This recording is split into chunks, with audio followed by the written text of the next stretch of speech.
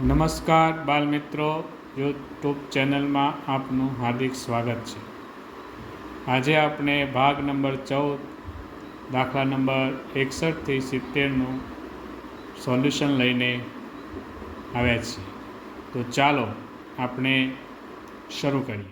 તો દાખલો નંબર 61, જેની રકમ છે 579, 468, 357, 246 અને 135.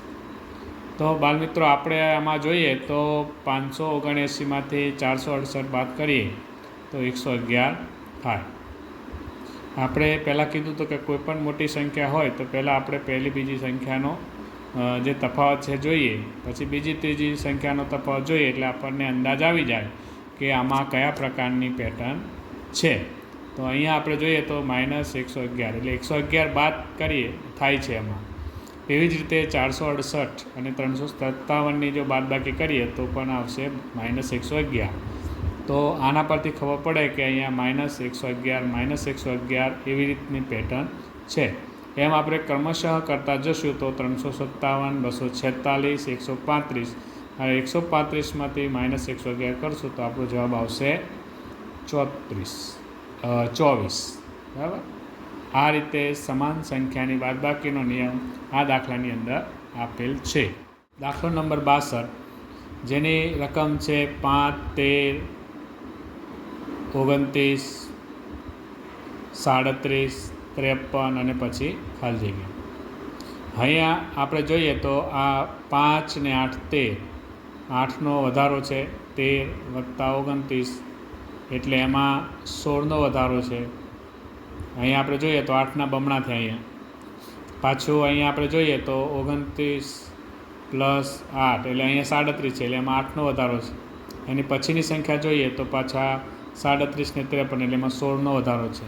એટલે અહીંયા કયા પ્રકારની પેટર્ન છે તો કે અહીંયા 8 + 8 + 16 + 8 + 16. તો હવે પછી આપણે શું આવશે તો કે +8 એટલે 53માં +8 કરશું એટલે આપણો જવાબ આવશે 61. એટલે કે આમાં પણ ચોક્કસ પ્રકારનો સંખ્યાનો ઉમેરો થાય છે. 8, 16, 8, 16, 8. ત્યારબાદ દાખલો નંબર 63, જેની રકમ છે 1, 3, 9, 27, 81, 243. પછીની સંખ્યા આપણે શોધવાની. તો અહીંયા આપણે જોઈએ તો થોડું અલગ પ્રકારે છે કે 1, 13, 3 એટલે 3 વડે ગુણાકાર છે બધી સંખ્યામાં. તો 1, 13, 3, 3, 13, 9, 9, 13, 27, 27, 13, 81, 81, 13, 243. 243 × 3 એટલે 729 જવાબ આવે. એટલે અહીંયા ગુણાકારનો નિયમ છે, સમાન સંખ્યા વડે ગુણાકાર. આ નિયમ એમાં લાગુ પડે છે. બાદ દાખલો નંબર 64, જેની રકમ છે 10, 100, 200, 310 અને ખાલી જગ્યા. અહીંયા આપણે જોઈએ તો સૌ પ્રથમ 10માં 90નો ઉમેરો છે. 10 અને 90 એટલે 100 થાય. બીજી અને ત્રીજી સંખ્યામાં આપણે જોઈએ તો 100નો વધારો છે. પછી ત્રીજી અને ચોથી સંખ્યામાં જોઈએ તો 110નો વધારો છે. તો આ દાખલાની અંદર 90 પછી 100 પછી 110 પછી 120 એટલે ક્રમશઃ 10, 10નો ઉમેરો થતો જાય છે. એટલે પહેલી સંખ્યામાં 90 પછી 100 પછી 110. હવે આપણે 310માં 120 ઉમેરશું તો આપણો જવાબ આવશે 430. તો આ દાખલાની અંદર સંખ્યામાં ચોક્કસ પ્રકારની સંખ્યાનો ઉમેરો જોવા મળે છે.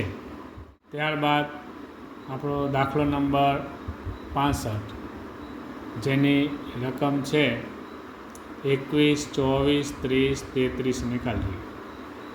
આમાં આપણે જોઈએ તો 21 + 3 એટલે 24, 24 + 6 એટલે 30, 30 + 3 એટલે 33. આમાં પણ જોઈએ તો +3 +6 +3. તો હવે પછી શું આવશે તો કે +6 એટલે 3, 6, 3, 6. આવી રીતે ચોક્કસ સંખ્યાનો ઉમેરો આપણને આ દાખલામાં જોવા મળે છે. તો 33માં આપણે 6 ઉમેરશું એટલે જવાબ આપણો આવશે 39.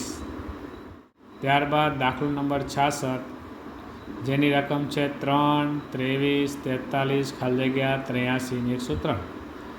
હવે આમાં જોઈએ તો પહેલી અને બીજી સંખ્યા વચ્ચે 20 એટલે 3માં 20નો ઉમેરો થાય છે. 23 અને 43 છે. અહીંયા પણ આપણે જોઈએ તો 20નો વધારો થાય છે. તો અહીંયા 20નો વધારો આપણને જોવા મળે છે. તેવી જ રીતે આપણે 43માં 20 ઉમેરશું એટલે જવાબ આવશે 63. હવે એનાથી આગળ વધીશું એટલે પાછા 63માં 20 ઉમેરીએ તો અહીંયા આપણે 83, અને એમાં પાછા 20 ઉમેરશું એટલે 83માં 20 ઉમેરીશું 103. આમ આપણે જોઈએ તો સમાન સંખ્યાનો ઉમેરો આ નિયમ પ્રમાણે 20, 20, 20, 20, 20 એમ 20ની સંખ્યા જે છે એ એમાં ઉમેરાતી જાય છે. બાદ દાખલો નંબર 67, જેની રકમ છે 56, 42, 30, 20 ખાલી જગ્યા અને 6. બાલ મિત્રો, આમાં જોઈએ તો આપણે થોડું અલગ રીતે છે કે અહીંયા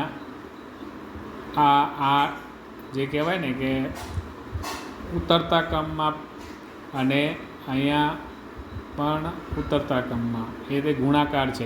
કેવી રીતે છે તો કે જો 8 + 56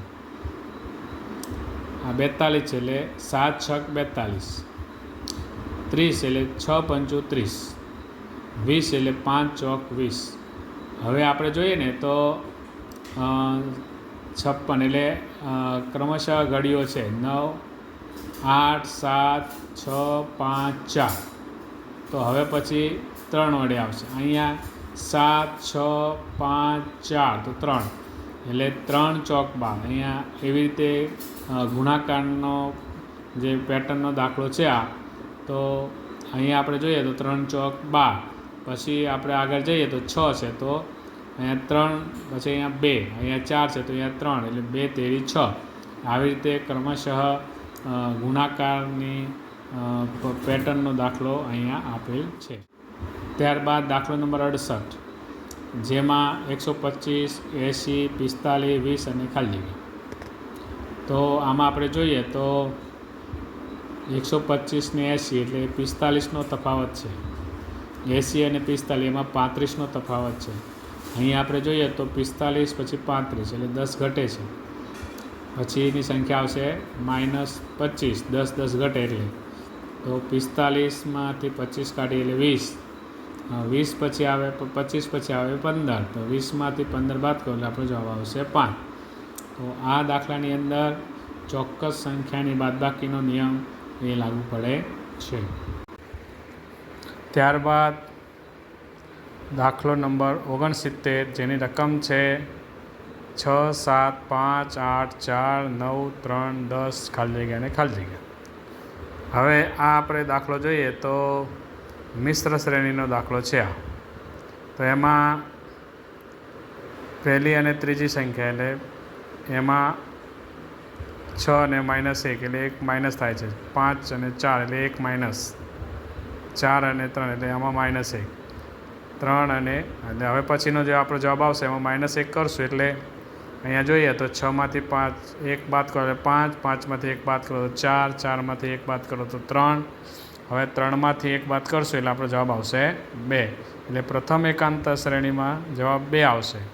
બીજી એકાંતર શ્રેણી જોઈએ તો 7 + 1 વધે છે એટલે 8, 8માં 1 વધે એટલે 9, 9માં +1 એટલે 10.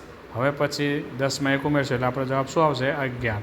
એટલે આપણો જવાબ શું આવશે તો કે 2 અને 11. આમાં પ્રથમ એકાંતર શ્રેણીમાં સમાન સંખ્યાની બાદબાકી છે. બીજી એકાંતર શ્રેણીમાં સમાન સંખ્યાનો ઉમેરો થાય છે. ત્યારબાદ દાખલો નંબર 70, જેની રકમ છે 5, 11, 23, 47 ખાલી જગ્યા અને 191. હવે આપણે અહીંયા જોઈએ તો 5 ને 6 11, 11 અહીંયા 23 છે અને અહીંયા 12, 11માં 12 ઉમેરીએ એટલે 23. ત્યાર પછી 23 એટલે અહીંયા આપણે જોઈએ ને તો 6 દુ 12 એટલે 12 થાય છે. પછી 12 દુ 24 એટલે બમણા ઉમેરાતા જાય છે. 6 દુ 12, 12 દુ 24, 24 દુ 48 અને 48 + 6 એટલે 48 દુ 96.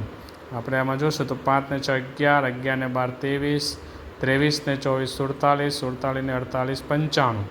આપણો જવાબ આવશે 95. અને 95માં આગળ પેટર્ન જોઈએ 96 ઉમેરીશું એટલે 191 જવાબ આવશે. એટલે આમાં ચોક્કસ સંખ્યાનો ઉમેરો એ આ દાખલામાં લાગુ પડે છે. બાલ મિત્રો, આજે આપણે ભાગ નંબર 14નું સોલ્યુશન મેળવ્યું. હવે પછી આપણે ભાગ નંબર 15માં પાછા સોલ્યુશન લઈને મળશું. નમસ્કાર.